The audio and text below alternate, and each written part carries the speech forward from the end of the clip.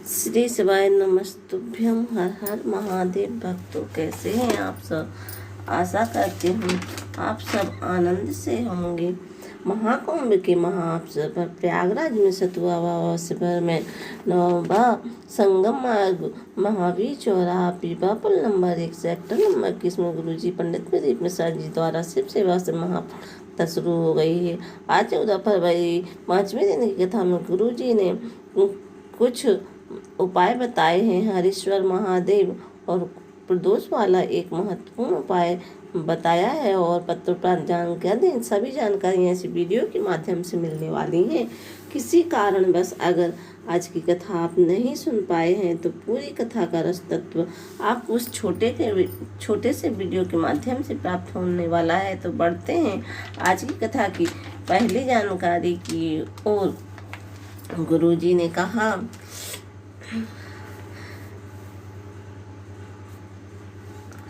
प्रयागराज में आप कथा श्रवण कर रहे हैं। आस्था चैनल यूट्यूब के माध्यम से, फेसबुक यूट्यूब के माध्यम से इस त्रिवेणी संगम के घाट पर बैठकर इस कथा को सुन रहे हैं। भले कथा आपको याद रहे न रहे, पर इतना जरूर याद रखना, ये प्रयागराज में सुनी हुई कथा तुम्हारी जिंदगी में कभी ना कभी काम जरूर आएगी। बढ़ते हैं दूसरे उपाय की ओर। गुरु जी ने कहा, भारत की महेश्वर शिवलिंग का वर्णन है और इसका उपाय भी हम आपको बताने वाले हैं।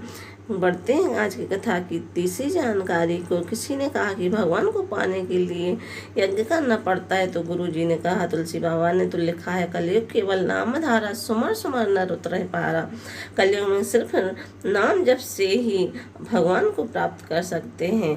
पढ़ते हैं चौथी जानकारी। गुरु जी ने कहा, ज्ञानी को समझाना सरल है, अज्ञानी को समझाना सरल है, पर अभिमानी को समझाना बहुत कठिन है। जिसके मस्तक पर अभिमान समाहित हो जाए उसे समझाया नहीं जा सकता। बढ़ते हैं अगली पांचवी जानकारी की। गुरु जी ने कहा, अगर तुम मंत्र जाप कर रहे हो, उस मंत्र में शिव का नाम नहीं है, उस माला में शिव का मंत्र नहीं है। अगर कोई आप माला जप रहे हैं, उस माला में शिव का मंत्र नहीं है। अगर आप कोई व्रत कर रहे हैं, उसमें शिव का नाम नहीं, तो उस व्रत का कोई मूल्य नहीं है। शिव के बिना कोई व्रत पूजा जाप पूर्ण नहीं होता। बढ़ते हैं कथा की अगली जानकारी। शिव जी कहते हैं नारायण से कि मैं वचन देता हूँ कि मेरी सती ने पत्थर की मूर्ति पर माला पहनाकर मुझे पाया था। जो मेरे शिवलिंग पर भूल से भी जल चढ़ा देगा, मैं उसे अपना बना लूँगा। बढ़ते हैं कथा की सातवीं जानकारी। गुरु जी ने कहा, उत्तर प्रदेश में माननीय मुख्यमंत्री माननीय योगी जी ने किसी का कुछ नहीं बिगाड़ा, उन्हें तो सुधारने का प्रयास किया रखने वाले फिर भी उनके साथ ईर्ष्या रखते हैं। बढ़ते हैं कथा की आठवीं जानकारी। आकांक्षा जी पत्र लेकर आई। मैं लखनऊ में रहती हूँ, एक लोटे जल का मैं क्या वर्णन करूँ गुरु जी, मेरा पानी का काम है। 2019 में मेरा काम बंद हो गया, बहुत परेशान थी। मेरी बहन के कहने पर मैंने कथा सुनना शुरू किया, पशुपतिनाथ का व्रत किया और मंदिर जाना शुरू किया। कर्जा 25 लाख का था। अब करूं तो क्या करूं? आप कहते हैं शंकर भगवान पर जल चढ़ाओ, सारी समस्या हल हो जाएगी। मैंने अपनी संपूर्ण पत्रिका दिखाई, जिसने जो बताया वही किया, हाथ दिखाया, घर दिखाया, कुछ भी नहीं हो। फिर मैंने शंकर को 1 लीटर जल चढ़ाना शुरू किया। 2023 में मैं सीहोर गई। 19 से परेशान, 20 से परेशान, 21 से परेशान, 22 परेशानी का वो कर्जा बढ़ते बढ़ते 50 लाख पर पहुंच गया। 2023 आया, एक दिन मैं सीहोर चली गई। सीहोर में रुद्राक्ष महोत्सव चल रहा था, किराया तक नहीं था। कैसे पहुंची? बाबा के ऊपर है। 800 रुपये बचे थे। आप कहते हैं कि पंडाल में जो आते हैं, अगर उनका मुख आपने जूठा कर दिया या पानी पिला दिया तो उसका फल मिलता बहुत है। मैं रुद्राक्ष महोत्सव का क्या वर्णन करूं गुरुजी, आप उसी हो। उत्साह महोत्सव नहीं, मुझे लगता है शंकर भगवान कुबेर का खजाना लुटाने बैठे हैं। मैंने 300 रुपये का पानी पहले दिन, 200 रुपये का पानी दूसरे दिन, 300 का पानी तीसरे दिन फिर खरीदा।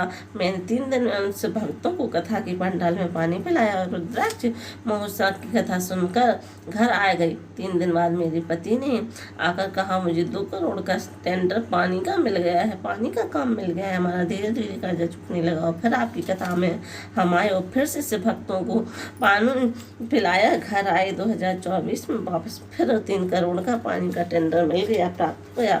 मैं बाबा का धन्यवाद करने आया हूँ, सतुआ बाबा को प्रणाम करती हूँ, उनकी आभारी हूँ कि प्रयागराज में उन्होंने कथा कराई है। बढ़ते हैं अगली कथा अगली 9वीं जानकारी को मेरा नाम पल्लवी कुमारी है, मैं व्रत लेकर आई हूँ। मैं बाबा क्या गुणगान करूँ गुरुदेव। हम 11 साल से परेशान थे, मेरे पति की नौकरी कहीं नहीं लग रही थी। गुरुदेव आप कहते हो स्त्री की गोद और पति की जेब कभी खाली नहीं रखना चाहिए। अगर खाली रहती है ना तो बहुत सुनना होता है, लोग बहुत अब सब कहते हैं सम्मान नहीं करते। रोटी रोटी के लिए मैं मोहताज हो गई। 2021 से आपकी कथा सुनना प्रारंभ की। मंदिर में झाड़ू पोछा करते, रोज मंदिर जाते, फिर भी रिजल्ट नहीं आया हुआ। अब क्या करें। दोनों पति पत्नी ने पशुपतिनाथ का व्रत किया। जैसे ही व्रत को किया गुरुदेव हमारे बाबा ने हमारी सुन ली। 2023 अगस्त में मेरे पति का रेलवे में सरकारी जॉब लग गई। मैं बाबा को प्रणाम करने आई हूँ। बढ़ते हैं अगली 10वीं जानकारी। उससे महापुराण की कथा कहती है गुरु में वो बल होता है, गुरु से दिल से जुड़े हो। गुरु कुछ दे ना दे पर गुरुजी ने कहा वैभव बढ़े, धन बढ़े, सत्ता बढ़े, पर आपकी नम्रता उससे दुगनी बढ़नी चाहिए। बढ़ते हैं 12वीं जानकार की ओर। रीता जी पत्र लेकर आई प्रयागराज से। गुरुजी मैं एक लोटा जल का क्या वर्णन करूं, पंडाल में कथा सुनने का क्या वर्णन करूं। दुनिया के लोग कहते हैं कथा पंडाल में कथा सुनो तो बाबा देता है। मैंने भी प्रैक्टिकल कर देखा। 2022 से महापुराण कथा मोबाइल पर सुन रही थी और 2024 आया सतगुरु बाबा की उस गौशाला के प्रांगण में से महापुराण की कथा हो रही थी। पूरा काशी खुश हो गया और हम लोग काशी की उस कथा डेरा डालकर बैठ गए। से महापुराण की कथा सुनने का एक लालच था।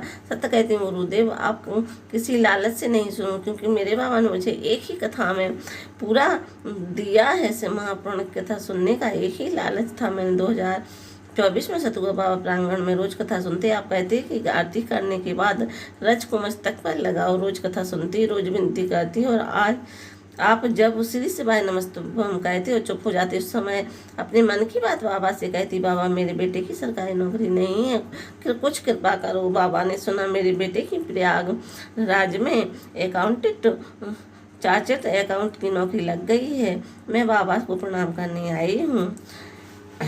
गुरुजी ने हरीश्वर महादेव का एक उपाय बताया। गुरुजी ने कहा अगर बहुत तकलीफ चल रहा है, बहुत विपत्ति का समय चल रहा है तो आपको 5 बेलपत्र लेना है और हरीश्वर महादेव का नाम लेते हुए अर्पित करना है। पहली बेलपत्र माता सुख सुंदरी पर अर्पित करना है।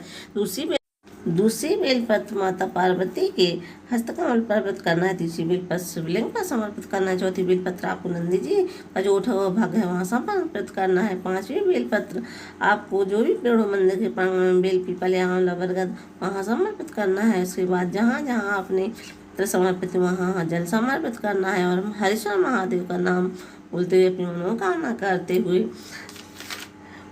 करते हुए जल अर्पित करना है। बस आपको इतना ही करना है। गुरुजी ने महाशिवरात्रि पर करने वाला एक उपाय बताया है कि अगर बहुत कष्ट हो, शिवरात्रि के दिन आपको गेहूं की 7 वाली लेना है और पूरे घर में घुमाकर शिव मंदिर जाकर शिवलिंग पर समर्पित कर देना है और अपनी मनोकामना